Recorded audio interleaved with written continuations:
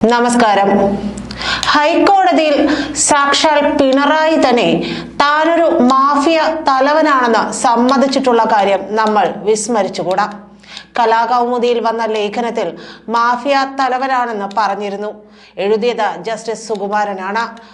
ഇതിനെതിരെ പിണറായി തലശ്ശേരി കോടതിയിൽ കേസ് കൊടുത്തു. എന്നാൽ അതിനെതിരെ ജസ്റ്റിസ് സുകുമാരൻ ഹൈക്കോടതിയിൽ കേസ് കൊടുക്കുകയാണ് ചെയ്തത്. ഏറ്റുമുട്ടുന്നതിൽ കാര്യമില്ലെന്ന് മനസ്സിലായ പിണറായി തലശ്ശേരി കോടതിയിൽ കൊടുത്ത കേസ് റദ്ദാക്കുകയും ചെയ്തു.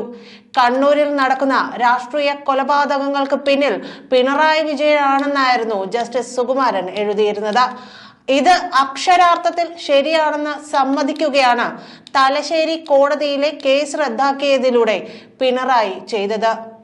ഈ രീതി പിന്തുടർന്നാണ് പിണറായി വിജയൻ എന്ന രാഷ്ട്രീയ നേതാവ് ഇതുവരെ ഒരു അധോലോക നേതാവെന്ന നിലയിലേക്ക് അധപ്പതിച്ച് വളർന്നത്. എല്ലാ നേതാക്കളും വളരും. പല തട്ടിപ്പും വെട്ടിപ്പുമൊക്കെ ഈ വളർച്ചയ്ക്ക് പിന്നിൽ കാണും. എങ്കിലും സിനിമയിൽ കാണുന്ന അധോലോക ബന്ധമുള്ള രാഷ്ട്രീയ നേതാവിലേക്കുള്ള വളർച്ചയിൽ വെട്ടിവീഴ്ത്തിയവർ കുറവായിരുന്നില്ല എന്ന് വേണം മനസ്സിലാക്കാൻ.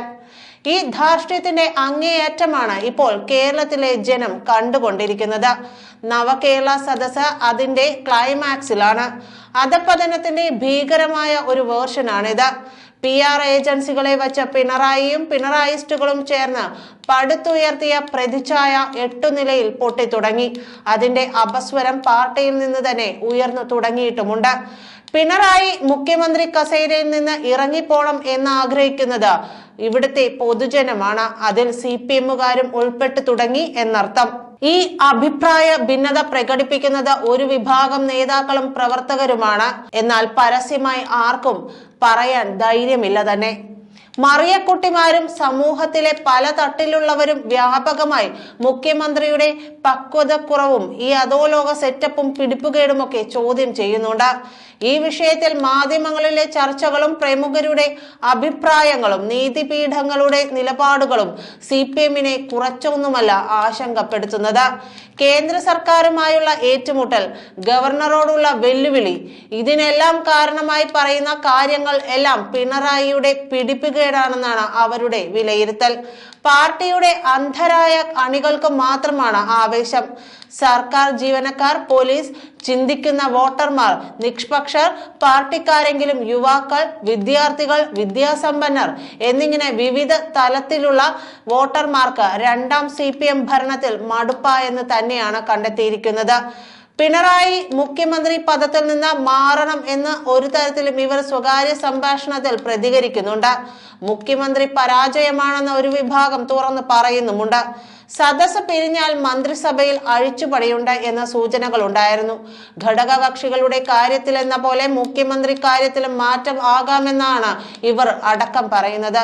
പിണറായിക്കെതിരെ പുതിയൊരു അധികാര ആലോചനാ കേന്ദ്രവും രൂപപ്പെട്ടിട്ടുണ്ട്. പിണറായി വിരുദ്ധരായ പഴയ VS പക്ഷക്കാരും ഇതിലുണ്ട്. പൊതു തിരഞ്ഞെടുപ്പിന്റെ ഫലം എന്തായാലും മികവൊന്നും കേരളത്തിൽ ഉണ്ടാകുമെന്ന് CPM-ഉം കരുതുന്നില്ല. പ്രത്യേകിച്ച് പുതിയ സാഹചര്യത്തിൽ മന്ത്രിസഭാ പുനഃസംഘടനയിലൂടെ 2 മന്ത്രിമാർ മാത്രം മാറുന്നതിലൂടെ പ്രത്യേകിച്ച് ഒരു മാറ്റം ഉണ്ടാകാനും പോകുന്നില്ല. പിണറായി പറയുന്ന കടുത്ത നുണകളും പല പ്രവർത്തകർക്കും ഉൾക്കൊള്ളാൻ കഴിയുന്നില്ല. നവകേരള സദസ്സിനിടെ ഉണ്ടായ ജീവൻ രക്ഷാ പ്രവർത്തനവും ഗൺമാനു വേണ്ടി പറഞ്ഞ നുണകളുമെല്ലാം പൊതുസമൂഹം ചർച്ച ചെയ്യുന്നുണ്ട്. പിന്നെയും നവകേരള സദസ്സിൽ എത്തുന്നവരിലാണ് ഇപ്പോൾ CPM-നുള്ള ആകെയുള്ള ആത്മവിശ്വാസം. പക്ഷേ പലയിടത്തും ആളെ കൂലിക്ക് എത്തിക്കുന്നുണ്ട്. പിന്നെ തൊഴിലുറപ്പ് തൊഴിലാളികൾ ഉൾപ്പെടെയുള്ളവരെ ഭീഷണിപ്പെടുത്തി നവകേരള സദസ്സിന് എത്തിക്കുന്ന സാഹചര്യവുമുണ്ട്. അതിന്റെയൊക്കെ പല ഓഡിയോകളും രേഖകളും പുറത്തു വന്നതൊക്കെ ഈ കേരളം കേൾക്കുകയും ചർച്ച ചെയ്യുകയും ചെയ്തതാണ്. മുഖ്യന്റെ പത്രസമ്മേളനം എന്നതും ഇപ്പോൾ ആകാശവാണി നിലയം പോലെയാണ്. ഒന്നിനെ കുറിച്ചും ചോദിക്കാൻ പാടില്ല, പറയുന്നത് കേൾക്കണം. മുഖ്യന്റെ ഇഷ്ടത്തിനനുസരിച്ച് മാത്രം ചോദ്യങ്ങൾ ചോദിക്കണം. അതനുസരിച്ച് വാർത്തകൾ പടച്ചുവിടാത്തവരെ കേസിൽ പെടുത്തി വലയ്ക്കും, അല്ലെങ്കിൽ എന്തെങ്കിലുമൊക്കെ കാരണം പറഞ്ഞു വേട്ടയാടും. അതിന് ഏറ്റവും നല്ല ഉദാഹരണം ക്രൈം ചീഫ് എഡിറ്റർ TP നന്ദകുമാറും മറുനാടൻ ഷാജൻ സ്കറിയുമൊക്കെയാണ്.